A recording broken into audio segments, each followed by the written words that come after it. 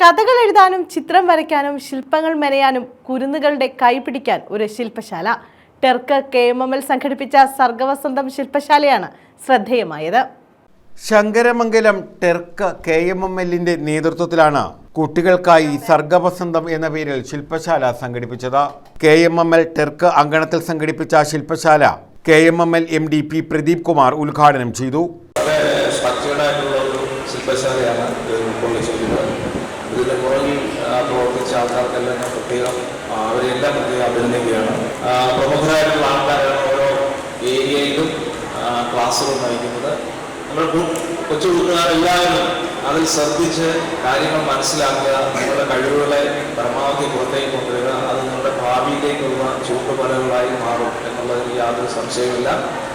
എല്ലാ വർഷവും നമ്മളുടെ അടുത്ത് ഈ വിവിധ പ്രവർത്തനം തുടരും. അതിൽ കൂടെ നമുക്ക് പല മേഖലയിലുള്ള നമ്മുടെ കൊച്ചു കൂട്ടുകാരെ വളർത്തിയെടുക്കാൻ നമ്മുടെ കഴിവുകളും അതിനോട് ആ രീതിയിൽ അവരെ ഉയർത്തിക്കൊണ്ടുവരാൻ കഴിയും, അവസരങ്ങൾ ഉണ്ടാകും എന്ന് ഞാൻ പ്രതീക്ഷിക്കുന്നു. ടെർക്ക് പ്രസിഡന്റ് വിജയകുമാർ MU അധ്യക്ഷത വഹിച്ചു. PK Manikuttan, Tony M, VC Ratheesh Kumar, R Sreejith, നഹാസിയെ, J മനോജ് മോൻ എന്നിവർ പങ്കെടുത്തു. അഭിനയം, എഴുത്തുപുര, ചിത്രക്കൂട്, സർഗകാന്തി, താളിയോല, ശില്പചാരുത, മാന്ത്രിക ചെപ്പ്, സ്വരദളം, മനസ്സ്, നിറഭേദം, സർഗദളം എന്നിങ്ങനെ വ്യത്യസ്ത സെഷനുകളിലായാണ് ശില്പശാല സംഘടിപ്പിച്ചത്.